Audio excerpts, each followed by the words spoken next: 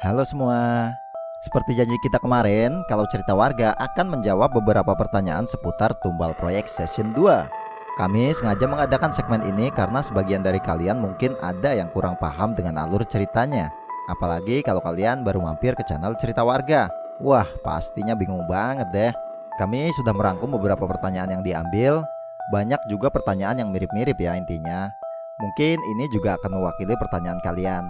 Yuk langsung aja kita simak. Dari Lala _ chill 19. Min mau tanya, itu Indra endingnya hidup apa mati ya? Lantas mengapa Indra mau mengorbankan diri? Jawab yang kedua dulu deh ya. Kenapa Indra mau mengorbankan diri? Yang jelas di sini Indra sadar bahwa dia udah terlalu jauh mempelajari ilmu hitam. Kehidupannya yang kelam ditambah ia juga terlibat dalam kematian beberapa orang. Ia berpikir kalau kesalahannya sudah kelewat batas, dan mungkin ini satu-satunya cara untuk menebus kesalahannya. Kira-kira begitulah. Nah, Indra hidup atau mati ya? Sebenarnya kita merahasiakan ini untuk salah satu episode yang akan datang, karena ini berbau spoiler. Tapi karena terlalu banyak yang menanyakan, jadi autor akhirnya harus membocorkan plot ceritanya deh. Tidak ada penjelasan lengkap di ending Tumbal Proyek Session 2 kalau Indra benar-benar mati. Indra sendiri memang sengaja mengorbankan dirinya. Semua ini direncanakan sejak awal oleh Indra. Itu sebabnya Indra menulis surat untuk Mimin dan ibunya jauh-jauh hari, karena ia berpikir kalau ia akan pergi untuk selamanya. Intinya, untuk saat ini Indra belum mati. Belum ya guys, bukan nggak mati. Jadi bisa mati atau enggak. Loh, kok bisa? Dalam cerita yang masih dalam tahap pengembangan naskah yang sifatnya belum final ini, bersinopsis kalau Indra akan mengalami koma panjang. Para dokter yang melihat kondisi Indra sangat kebingungan, karena secara logika Indra harusnya sudah mati, tapi ia tetap bertahan. Perlu diketahui kalau Indra punya ilmu mistis yang membuat ia masih belum meninggal begitu saja. Ya kalau orang dulu ngomong tuh kayak orang pasang susuk gitu ya, matinya kan susah gitu. Di sisi lain, pengorbanan Indra adalah syarat mutlak untuk menggagalkan ritual terakhir, yang akhirnya membuat sang master harus hilang. Si master ini sebenarnya hilang ke negeri jin karena kegagalannya. Jika Indra selamat, sang master akan kembali. Dan ini akan jadi misi Profesor Edan, di mana dia akan berusaha untuk mengembalikan sang master. Karena ia sadar satu-satunya cara meloloskan sang master adalah dengan menyelamatkan Indra, akhirnya Profesor Edan pun nanti akan membantu menyembuhkan Indra. Hal ini akan membuat sebuah dilema antara menyelamatkan Indra tapi sang master bangkit kembali, atau membiarkan Indra perlahan meninggal tapi si master tak muncul lagi. Dari sini paham ya kenapa Mimin buat Profesor Edan melarikan diri. Karena dari sekian banyak karakter, cuman dia yang benar-benar gila menciptakan sesuatu. Dan sangat gila kalau dipikir-pikir gimana sih caranya supaya Indra itu selamat. Ini seperti yang pernah dikatakan sama Pak Lurah. Aha, racun harus dilawan sama racun.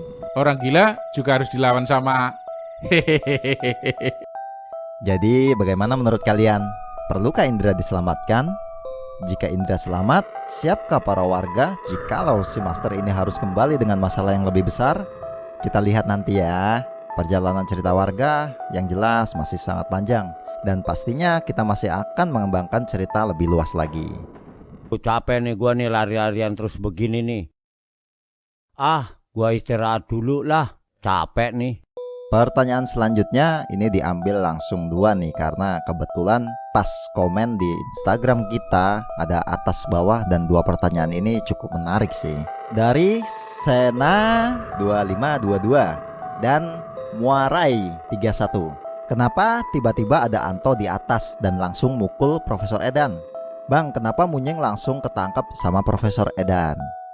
Profesor Edan sudah jauh-jauh hari dikasih warning sama sang master untuk mewaspadainya. Dalam scene ini, lalu bagaimana dengan orang itu? Sang master memperingati kita untuk mewaspadainya. Monyeng? Ya, Dia tak sepintar yang saya kira. artinya selama ini Munyeng selalu diawasi. Setelah penyerangan ke Tugu Kerang, Munyeng langsung ditangkap supaya nggak jadi pengganggu di ritual terakhir. scene ini jelas nggak diperlihatkan. Karena kalau ada scene ini, kalian langsung tahu nanti alurnya. Hehe. Cuma sayangnya Profesor Edan nggak menyadari kalau Munying udah mengantisipasi semuanya dengan cara meminta Anto bersiap-siap dengan kemungkinan setelah penyerangan pertama ke Tugu Kerang. Yang kedua, kenapa Anto bisa tahu-tahu ada di sana? Ingat, ini proyeknya Pak Doni. Pak Doni juga punya banyak ajudan dan kita juga lihat beberapa karyawan proyeknya di episode terakhir ikut nyerang. Simpelnya Pak Doni sejauh ini juga masih mengawasi proyeknya. Palingan Next dari Adit B. Min mau tanya, apakah Indra mati? Oh, ini udah dijawab. Iya, dan mengapa orang gila tidak ikut terlibat? Kan dia juga masuk tim tumbal proyek dan dia cuma muncul pas episode 4 serial tumbal proyek itu. Oh, serial tumbal proyek itu pun porsinya sedikit. Dan kenapa muka dukun yang ada di serial tumbal proyek atau si Sastro beda dengan yang season 1? Apakah mukanya di remake? Dan satu hal lagi, apakah Alan akan sembuh karena dia jadi lupa ingatan gara-gara Indra? Semoga dijawab. Untuk Indra udah dijawab ya. Tapi ini ada pertanyaan menarik di bawahnya, yang diantaranya juga banyak jadi pertanyaan, yaitu tentang Alan. Iya kan Nying? Lu bohong kan Nying? Jawab Nying. Lu semua itu bohong Nying. Jawab. Jawab Nying. Kalau itu bohong Nying. Jawab. Untuk orang gila itu sebenarnya diperlihatkan pas nggak pakai topeng supaya penonton tahu kalau salah satu anggota mereka adalah si orang tersebut. Kita juga lihat setelah scene si dukun memerintahkannya pergi, polisi yang menyerang kos-kosan langsung dihajar oleh anggota mereka yang bersimbol sama.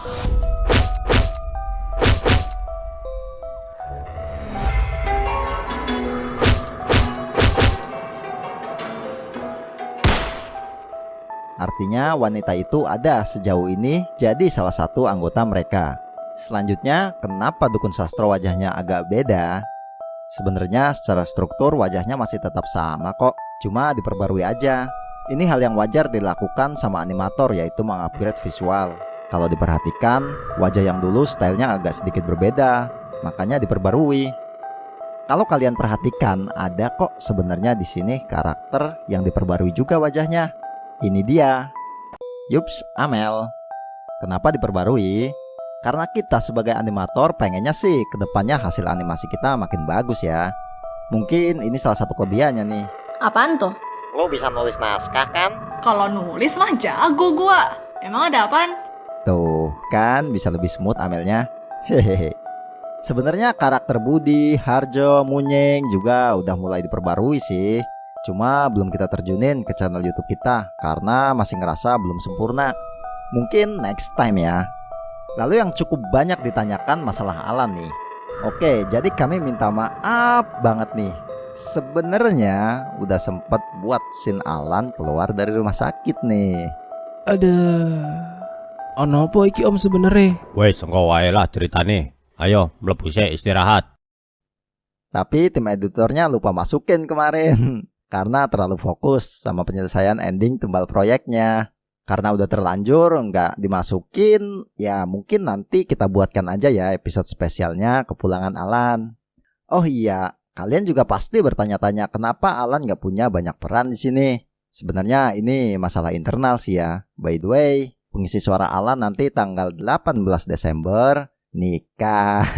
Biar jangan jomblo, biar punya istri, biar jangan jadi pengangguran itu lontang-lantung. Kesana kesini, kesana kesini. Jadi banyak kesibukan yang akhirnya nggak punya banyak porsi juga di sini.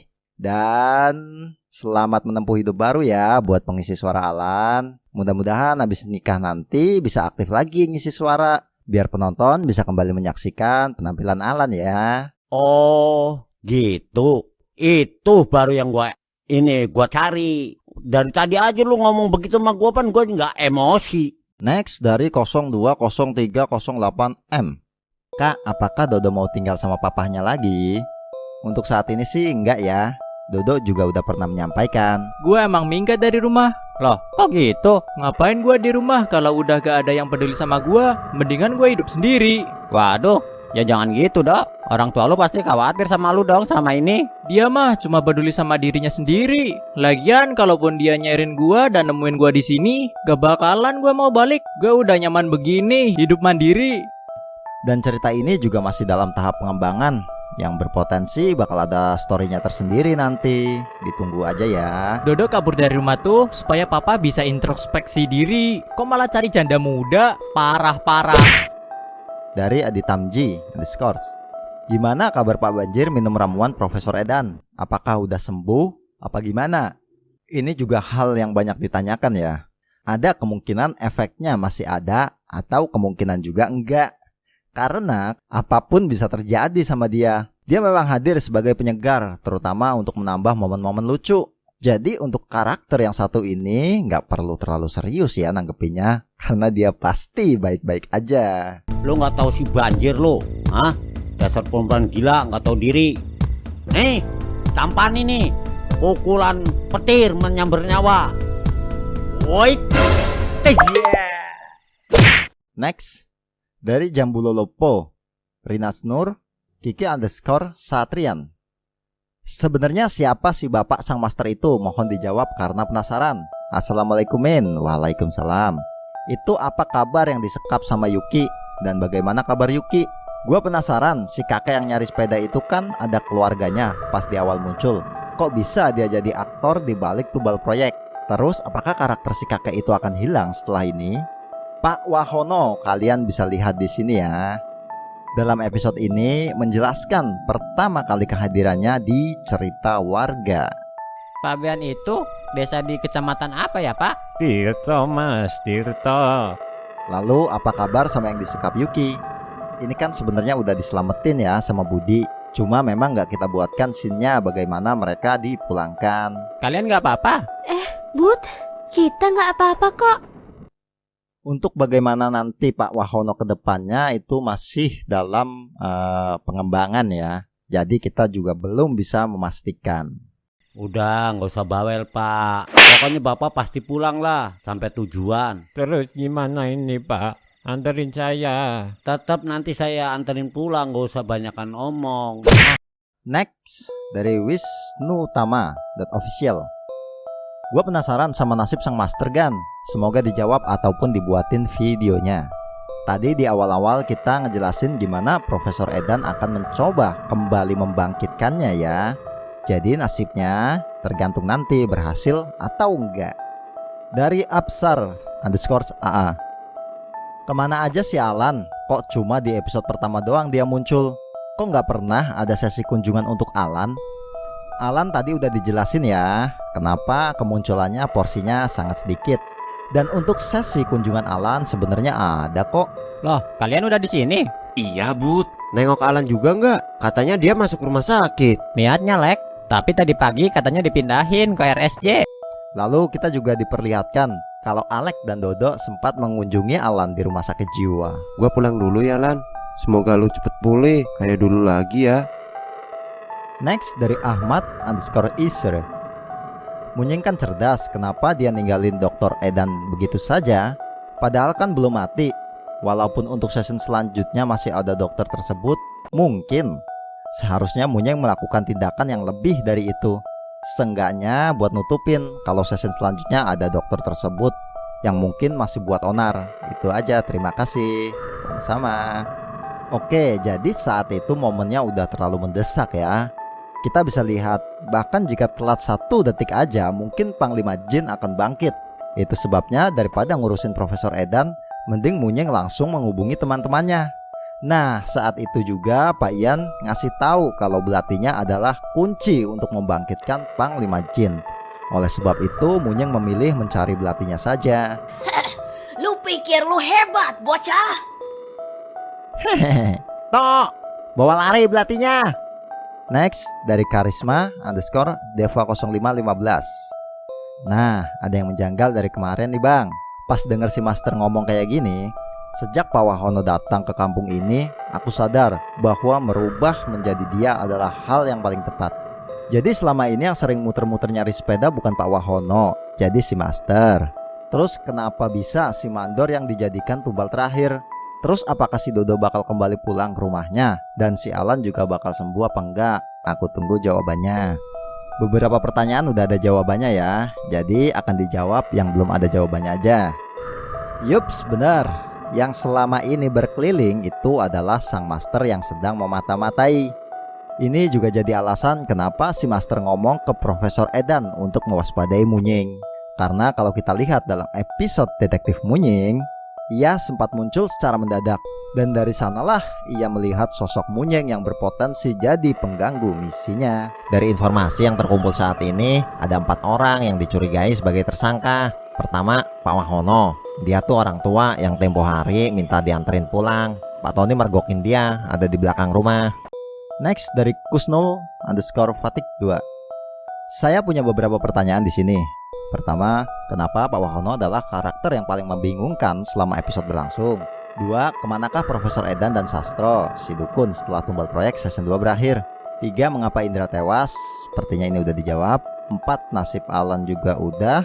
5, kenapa si Dodo kabur dari rumah Pak Doni dan memulai hidup mandiri?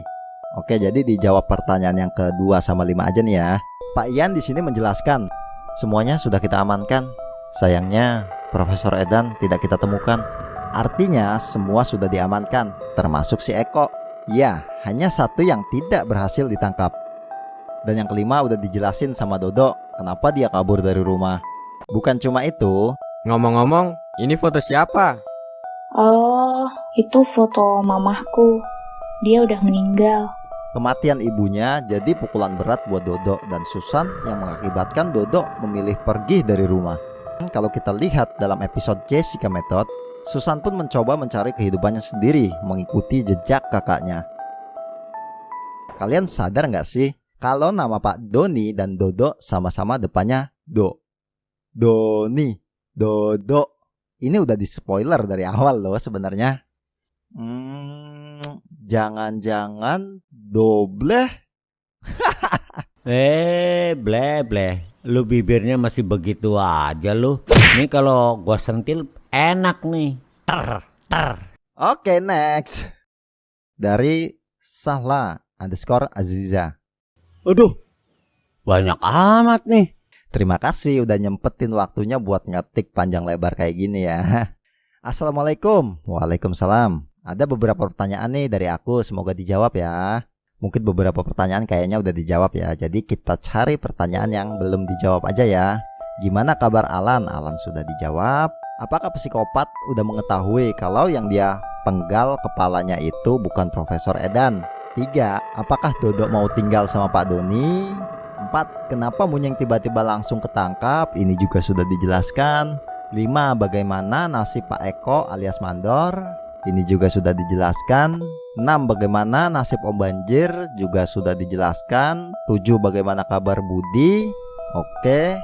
8, jika tumbal utama digagalin, apa yang akan terjadi selanjutnya? 9, apakah Indra benar-benar meninggal? Juga sudah dijelaskan. 10, kapan tumbal proyek season 3 tayang? Oke, yang jelas akan dijawab beberapa pertanyaan yang belum ada jawabannya ya. Cepat atau lambat, jika Profesor Edan masih berkeliaran, psikopat akan tahu meskipun saat ini ia tidak tahu. Dan keberadaannya saat ini jelas tidak diketahui. Lalu bagaimana kabar Budi? Budi masih baik-baik aja kok. Wajar lah ya kalau pada sakit badannya sih pasti. Nah, ini juga nih yang banyak ditanyain, masalah tumbal proyek season 3. Sebenarnya kita belum mengkonfirmasi ada atau enggaknya ya. Tapi memang sudah masuk dalam wacana untuk digarap season 3-nya. Itu pun direncanakan akan tayang Oktober tahun depan. Masih lama banget ya. Yang jelas kita emang ingin bikin penutup full movie tumbal proyek untuk menjadikan film ini supaya punya trilogi. Dan kemungkinan jikalau ada, maka akan jadi tumbal proyek yang terakhir. Kita nggak bisa dalam waktu dekat menyajikan itu, mengingat tumbal proyek season 2 ini naskahnya dirancang sekitar 6 bulan. Contohnya Profesor Edan. Kalau kalian sadar dalam serial Cosplay, dulu ada seorang ilmuwan yang terinspirasi dari film Captain America. Gila, film begituan dipercaya. Itu film cuma karangan sutradara, tapi ilmuwan itu bener-bener dengan serius pengen nyiptain serum itu. Dia bener-bener gila. Gila pokoknya, gila lah. Lu paham gak? Ini sama dengan yang dikatakan Profesor Edan. Saya menciptakan serum ini karena terinspirasi dari film Kapten Amerika. Lalu kita juga harus membentuk karakter Indra terlebih dahulu dengan memasukkannya ke dalam series Love and the Dark. Dan banyak sekali cerita yang ujungnya ada di Tumbal Proyek. Simpelnya, nggak mungkin dong kita bikin season 3-nya dengan cerita yang lebih ringan. Pastinya akan lebih berat dan lebih banyak teka-teki. Aduh, maaf nih ya kalau ceritanya kadang bikin bingung. Mudah-mudahan dengan adanya sesi seperti ini bisa memperjelas semuanya. Hehe. 3. Akhirnya lo datang juga, Yuk. Next dari Devral_G. Kenapa ceritanya bukan lebih fokus ke Tumbal Proyek, malah tujuannya ingin membangkitkan Panglima Jin? Oke, jadi kalau kita nonton season 1, kita bisa lihat itu sudah berfokus kok sama Tumbal Proyek. Nah, untuk season 2-nya memang kita mengembangkan lagi ceritanya agar tidak monoton dan agar unsur Tumbal Proyeknya nggak lepas. Oleh sebab itu, kita masih mengaitkannya dengan proyek pembangunan. Tumbal Proyek sebagai pengalihan, pertempuran di proyek, atau ritual puncak dengan menumbalkan orang yang masih di lingkup proyek. Kalau kita baca di Wikipedia, sebenarnya arti proyek kan luas, yang bukan cuma sekedar proyek infrastruktur. Bahkan program Apollo untuk mendaratkan manusia di bulan pun disebut proyek. Nah, di sini juga bisa dibilang proyek penganut ilmu sesat ini adalah membangkitkan Panglima Jin. Selanjutnya dari Priyanggara 117. Min mau tanya nih, kenapa sang master itu menjadi Nina? Kenapa Nina menjadi Pak Wahono? Apakah Nina kenal dengan Pak Wahono? Yuk kita tarik lagi ke belakang di episode penelusuran negeri Jin. Di sini adalah pertama kalinya kita diperlihatkan Panglima Jin. Saat itu bentuknya menyerupai Pak Lurah dengan pakaian ibunya Budi. Nah, di sini Panglima Jin juga sempat merubah dirinya menjadi Babeh Semar dan Budi. Dari sini kita tahu ya, kalau salah satu kemampuan Panglima Jin adalah merubah wujudnya.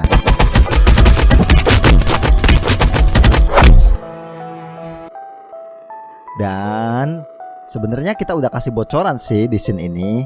Sang master akan menunjukkan dirinya di malam bulan purnama saat ritual terakhir dimulai. Saat ini kau tak akan bisa menemukannya. Apa kelebihannya? Ada beberapa kesamaan dengan Panglima Iblis yang kamu lihat. Nah, yang dimaksud ada kesamaannya itu adalah si master ini bisa merubah wujudnya seperti Panglima Jin. Dari mana si master mempunyai kemampuan itu? Udah dijelaskan sama Profesor Edan di sini ya. Berbagai macam ilmu telah didapatkan. Ilusi, merubah wujudnya hingga mengendalikan objek-objek mati. Dan kenapa ia memilih merubah wujudnya sebagai Pak Wahono? Karena misinya adalah memata-matai warga. Dan Pak Wahono adalah orang yang paling tepat untuk penyamarannya. Gila. Selanjutnya dari Fahrizik 24. Saya seru melihat Yuki berkelahi. Apakah Yuki akan masuk video selanjutnya? Salam buat cerita warga. Saya seru lihatnya sampai diulang-ulang. Semoga ada video baru. Oke, terima kasih. Untuk video barunya ditunggu ya. Masih dalam proses kak. Yuki masih akan berperan besar ke depannya. Bahkan akan ada nanti serial special action untuk Yuki. Cuma kalian harus bersabar ya, karena setelah ini masih banyak video horor dulu yang akan dijadwalkan hadir. Anak apaan tuh nggak jelas? Lah, nggak tahu lah. Kepala gua pusing nih. Selanjutnya dari Kevin Mehrima. Gimana cerita dari Alek? Karena keberadaan Alek belum diceritakan di cerita warga asal usulnya. Untuk Alek udah pernah diceritain kok. Lihat deh di episode Alek in the Coast. Di sini diperlihatkan bagaimana kehidupan Alek. Waduh, bocornya makin banyak. Lalu dalam episode Darkseid, di sana juga masa lalu Alek dijelaskan. Dari kecil gua udah nggak punya orang tua. Nenek gua satu-satunya yang rawat gua sampai segede gini. Dan di episode Teror Berdarah juga kembali mengulik keluarga kecil Alek.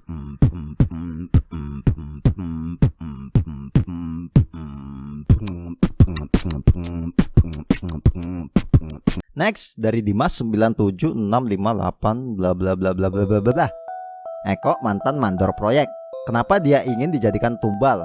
Di awal tumbal proyek, dia ingin menyelesaikan misinya tumbal proyek. Tapi kenapa di serial tumbal proyek 2, misinya malah untuk membunuh Eko? Tolong dijawab ya Min. Sehat terus untuk mengisi suara dan kreator cerita warga. Amin. Sebenarnya udah dijelaskan kenapa dia dijadiin tumbal ya. Kamu adalah satu-satunya orang yang paling memenuhi syarat untuk jadi persembahan. Tanggal lahir kamu, darahmu, sifatmu, semuanya sangat pas. Di season 1, Eko diperkenalkan sebagai sosok yang jahat. Dia ingin mendapatkan kekuasaan dengan segala konsekuensi. Lalu di season 2, dia nyatanya terpilih jadi seorang tumbal. Hal ini bahkan tidak dia ketahui. Kenapa harus Eko? Penjelasannya seperti ini. Si Master ingin menyelesaikan ritualnya dan warga ingin menggagalkannya. Si Master ingin melakukan kejahatan, sedangkan warga ingin melakukan kebaikan. Ini semua berbanding terbalik. Nah, lihat scene ini. Satu-satunya cara adalah menusukkannya ke korban yang salah. Korban tersebut haruslah yang memiliki niat baik. Untuk menggagalkan ritualnya adalah harus ia yang memiliki niat baik. Begitu pula korbannya, yaitu kebalikannya dari yang punya niat baik, yaitu orang yang punya niat buruk atau jahat. Sejauh ini si Eko jadi orang yang paling jahat di sini. Itu sebabnya dia terpilih jadi tumbal. Loh, tapi kan si Dukun sama Profesor Edan juga jahat. Kenapa bukan mereka? Si Dukun dan si Edan itu kan masih anggota dari kelompok pengabdi iblis. Nggak mungkin dong kalau mereka yang dijadikan tumbal. Kan perjanjian awalnya nggak begitu. Katanya saya mau dijadiin ketua sekte. Masa malah dijadiin tumbal sih? Modal. Lanjut dari Giza Mujahid. Kenapa Pak Karyo atau omnya Alan nggak ikut dalam pertempuran di Tugu Kerang? Kalau ini Om Karyo diceritakan lebih fokus ngurusin Alan ya. Dari GNTG 22. Bang, aku nanya apakah bakal ada tumbal proyek season 3, udah dijawab. Dan kenapa di episode 2 saat Yuki membagikan bunga mawar hitam, ada seseorang memakai topeng Halloween, memainkan piano, dan kenapa episode selanjutnya nggak ada? Tentang orang yang bermain piano dengan kostum Halloween itu cuma scene tambahan, karena secara nggak langsung saat itu memang sedang lagi Halloween ya, dan kita memasukkan beberapa adegan yang masih bersangkutan. Itu aja kok. Secara detail ya perannya nggak ada sih. Lanjut dari Maulida _ Ada beberapa pertanyaan sih tentang season 2 tumbal proyek ini. Oke, kita cari yang belum dijawab ya. Setelah kalahnya si Sang Master, apa mungkin? Udah kayaknya dijelasin. Bagaimana dengan nasib Pak Eko? Sudah. Bagaimana keadaan Pak Banjir? Sudah. Apa Dodo bakal tetap di kampung cerita warga dan ketemu bapaknya? Sudah kayaknya. Kalau di cerita warga sih pasti akan punya peran lagi ya ke depannya. Apa mungkin Pak Bambang bakalan bikin padepokan bela diri lagi? Dan yang terakhir, apa Munyeng dan kawan-kawan dapat penghargaan? Oke, kita jawab lagi yang belum dijawab. Nah, kalau Pak Bambang yang jelas udah pensiun sih, jadi nggak buka padepokan lagi. Lalu tentang penghargaan untuk Munyeng dan kawan-kawan, Munyeng pernah bilang gini, ini udah jadi tugas kita bersama Pak. Nggak ada sih penghargaan mah. Hehe. Next dari Ayu _Nuraisyah 2000. Gua ngefans sama si Indra. Apakah nyawa si Indra dapat tertolong? Ini udah dijawab. Apakah Babe Semar dari kampung Tumaritis bakal bantu kampung cerita warga? Nah, ini salah satu pertanyaan yang beberapa kali ditemui juga nih, yaitu keterlibatan Babe Semar. Apakah dia masih muncul nanti? Kalau itu masih sangat memungkinkan. Tapi kalau masalah terlibat dalam peristiwa besar seperti ini ya nggak mungkin. Kenapa nggak mungkin? Karena kampung Tumaritis itu nggak satu universe sama cerita warga. Ketika kita bisa tampil bersama itu dalam konsep kolaborasi. Sedangkan dalam peristiwa besar yang mempunyai pengaruh besar ke depannya, kita harus mempertahankan original karakter kita sendiri. Beda halnya dengan karakter Warmat yang kemarin masih terlibat. Itu karena dia masih satu universe. Apakah artinya nanti akan terlibat lagi? Itu juga tergantung nanti ya. Apakah masih satu universe dengan cerita warga atau bakal keluar dari universe cerita warga? Kita lihat nanti aja ya. Yang jelas cerita warga berkomitmen untuk peristiwa besar sekelas tumbal proyek tidak akan melibatkan peran di luar original karakter kita sendiri. Next dari Rain_Kyo. Ada kejanggalan yang masih saya pikirkan. Kenapa pas episode cosplay di endingnya penjahatnya ketemu sama Mandor Eko? Mereka bersatu untuk merencanakan melanjutkan tumbal proyek si Mandor. Tapi kenapa pas mereka udah lolos, mereka berdua yang dari awal udah merencanakan kerjasama meneruskan tumbal proyek, malah Mandor Eko jadi tumbal sama penjahat bertopeng yang tidak berpihak ke Mandor. Malahan gak mau membantu Mandor. Jadi simpelnya begini ya, itu sebenarnya adalah kredit pos yang berfungsi untuk memberi sinyal kepada para penonton kalau tumbal proyek season 2 akan segera digarap. Lanjut dari Maidia Niko. Ada beberapa pertanyaan dari saya. 1. Apa maksud dari kerjasama antara Mandor dan psikopat? Oh, ini udah dijelaskan barusan. Dimana orang gila yang dirasuki jin juga sudah. 3 di episode 4 tumbal proyek season 2 ada adegan Alek dan temannya berusaha menyelamatkan orang yang mau bunuh diri. Itu kok temannya Alek kayak sengaja jatuh deh. Apakah dia termasuk dari anggota misterius yang menyerang warga? Yang terakhir, siapa MPV? Oh, ini MPV apa ya? Kurang paham. Si Boy kalau kita perhatikan gerakannya, sebenarnya dia itu tersandung, bukan sengaja ya. Dan ini adalah yang terakhir kami ambil dari Rivon_ZX. Mohon maaf Min sebelumnya, jalan ceritanya lebih seru yang dulu. Yang sekarang seperti kurang berkenan untuk anak-anak, dan kelucuannya berkurang. Untuk jalan ceritanya bagus. Sebenarnya ini lebih ke opini ya daripada pertanyaan. Makanya kita ambil paling terakhir, sekaligus kita juga akan menjelaskan beberapa hal yang berkaitan. Opini ini akan kami jawab sebagai penutup di sesi ini. Kita sendiri sebenarnya sadar kalau jalan ceritanya pasti banyak yang gak dipahami sama anak-anak, karena memang target kita bukan cuma anak-anak tapi juga orang-orang dewasa. Untuk kalian yang udah dewasa pastinya kalian bisa membedakan mana animasi yang punya visual bagus dan enggak. Untuk cerita warga sendiri visualnya memang jauh dari kata bagus jika dibandingkan dengan anime-anime Jepang. Gerakannya juga masih kaku. Sedangkan kita mencoba menawarkan animasi ini untuk orang dewasa juga. Oleh sebab itu kita tawarkan lewat cerita. Kalau target kita hanya anak-anak, kayaknya berat bagi cerita warga untuk berkembang. Karena udah banyak banget animasi yang jauh terjun terlebih dahulu untuk konsep itu.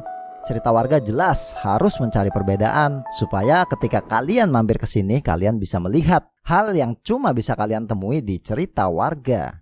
Ya udah Pak Polisi, terpaksa saya masuk penjara. Saya banyak-banyak terima kasih udah dimasukin ke penjara. Udah nggak masalah. Tapi bukan berarti anak-anak nggak bisa lihat ya. Kita tetap mempertahankan karakter-karakter yang membawa momen lucu untuk bisa dinikmati anak-anak juga. Oke, sampai sini aja ya yang bisa kami jelaskan. Kami minta maaf jika ada kekurangan atau kesalahan selama ini dalam pembuatan film. Untuk pertanyaan lain yang masih mengganjal, kemungkinan kami akan jawab di lain waktu, atau kami akan buatkan short video untuk menjawabnya. Terima kasih buat kalian semua yang udah ngikutin cerita warga dari awal sampai akhir. Sampai jumpa lagi dalam lain kesempatan. Dadah. Iya. Oi, oi, tampan ini. Iya. Oi, oi.